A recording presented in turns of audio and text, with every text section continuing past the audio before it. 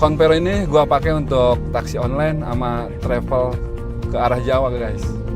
Jadi wajar aja dong, kilometer gua udah masuk ke 28.000 selama 4 bulan ini. Nah kebetulan nih gua OTW ke bengkel resmi.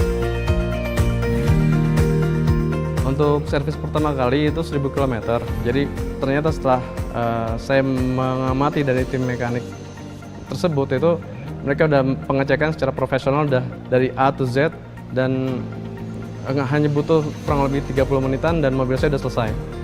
Di setiap wilayah Jakarta, 5 wilayah Jakarta udah ada kok guys, bengkel resmi Wuling. Sebagai brand baru di Indonesia, saya rasa Wuling sudah cukup berhasil untuk dipercaya masyarakat Indonesia menjadi dealer ataupun mobil keluarga Indonesia.